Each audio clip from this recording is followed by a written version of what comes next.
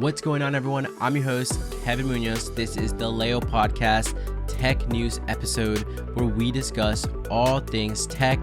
For today's tech news episode, I have 3 juicy stories for you. First up, last Thursday, the Democrats on Capitol Hill introduced legislation that could restore net neutrality and the authority of the Federal Communications Commission to regulate broadband. Our second story, Russia will withdraw from the International Space Station ISS after 2024 and build its own orbital station, according to the head of the Roscosmos State Space Agency. And for our last story, GTA 6 will feature a Latina playable protagonist and take place around Miami, aka Vice City.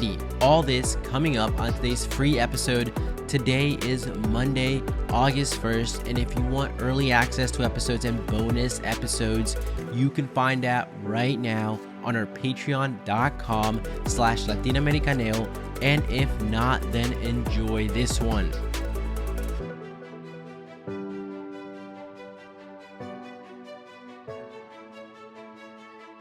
For our first story, last Thursday, the Democrats on Capitol Hill introduced legislation that could restore net neutrality and the authority of the Federal Communications Commission to regulate broadband. Now, some of you may recall that this has been an ongoing battle. So to give you a refresher, net neutrality is the principle that all traffic on the internet should be treated equally, regardless of whether you're checking Facebook, posting pictures on Instagram, or streaming movies from Netflix or Prime Video. Supporters think that the rules are necessary to ensure the broadband companies aren't taking advantage of their power over the infrastructure that delivers content to your internet-enabled TVs, laptops, tablets, and even smartphones. But according to broadband companies and Republicans in Congress and on the FCC, the old rules gave the agency too much power, stifling broadband investment. So as a result, for the past decades, there has been this back and forth federal net neutrality regulations based on the political party that is in charge. In 2015, the FCC, with a Democratic majority, adopted regulation under Title II of the Communications Act of 1934. In addition to preventing companies from blocking or slowing access to the internet, it also imposed utility-styled regulations for broadband. In 2017, a Republican-led FCC repealed the rules under Chairman Ajit Pai, who argued against the heavy-handed regulations. Since then, Democrats on Capitol Hill have repeatedly tried to revive federal net neutrality protections.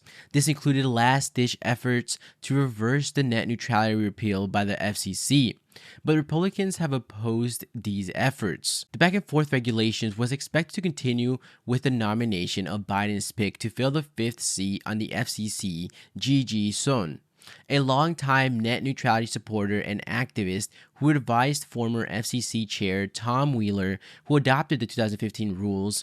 Son was expected to give the Democrats the FCC majority that would lead a new set of net neutrality regulations. But for more than 500 days, the FCC has operated with a 2-2 split between Democrats and Republicans, as Son's nomination has languished awaiting a Senate confirmation vote. With time running out before Democrats potentially lose the Senate in the midterm elections, Democratic lawmakers on Capitol Hill are looking to make net neutrality and the FCC's authority law. The new bill is expected to face opposition from Republicans. The broadband industry says it's not opposed to a law codifying the basic protections of net neutrality, but it will likely fight any provisions of the laws that will reestablish the FCC's authority to regulate broadband networks. Don't go anywhere. We'll be right back after this quick break. You're listening to the Leo Podcast. I'm Kevin Munoz. Support for today's episode comes from my Patreons. If you enjoy the show and are looking for bonus content and to further support the show, then head on over to patreon.com/latinamericaneo or visit my website latinamericaneo.org to join the growing Leo Podcast community, because the learning doesn't stop with this episode. There's also some sick merch on my website, everything from shirts, coffee mugs, and tote bags. All info will be at the bottom in the show notes. Now let's get back to today's episode. For our second story, Russia will withdraw from the International Space Station ISS after 2024 and build its own orbital station, according to the head of the Roscosmos State Space Agency. Yuri Borisov said Russia will remain on the ISS through 2024 to fulfill its obligations with the US and other international partners. The ISS was originally intended to be decommissioned sometime around 2024, but NASA shifted its official retirement date to 2030.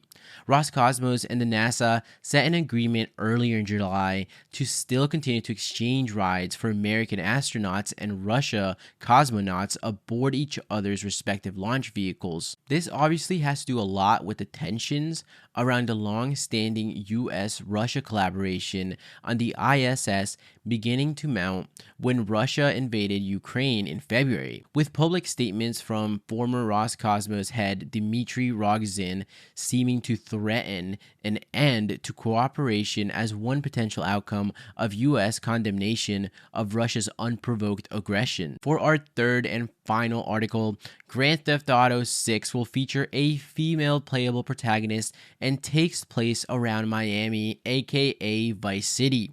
Bloomberg even reports that a Latina woman will be one of the two leading characters in the game, and that the story is influenced by the infamous bank robbers Bonnie and Clyde. I, for one, am super excited for a female protagonist, especially a Latina. However, not everyone shares this excitement, and a GOP congressional candidate, Laverne Spicer, is one of those people. On Twitter, she wrote, "GTA 6 is going to go woke. They'll also go broke." One upset player wrote, "Here we go again. I'm expecting there won't be any female prostitutes or strip clubs." And another said, "I don't know why it's suddenly so bad to have products specifically for men." As for the game's release date, it's likely 2 years away. Industry analysts anticipate that the next Grand Theft Auto will be out sometime between April 2023 through March 2024, but developers are skeptical since the game has been in development in some form since 2014. That's all for today's episode on the Leo Podcast.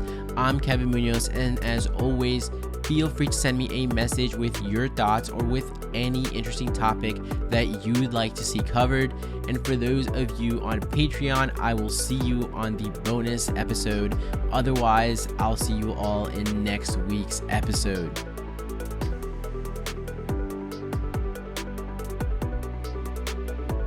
Thank you for listening to today's episode. If you enjoyed it, please share it with a family or a friend and rate it 5 stars on Apple Podcasts and Spotify. It helps tremendously in order to bring more awareness and educational resources to our community. For more information and to stay up to date with what I'm doing, you can follow me on Instagram at LatinaAmericaneo. And if you need more information and resources, you can visit my website, latinamericaneo.org. I'm Kevin Munoz. This has been the Leo Podcast, and I'll see you next time.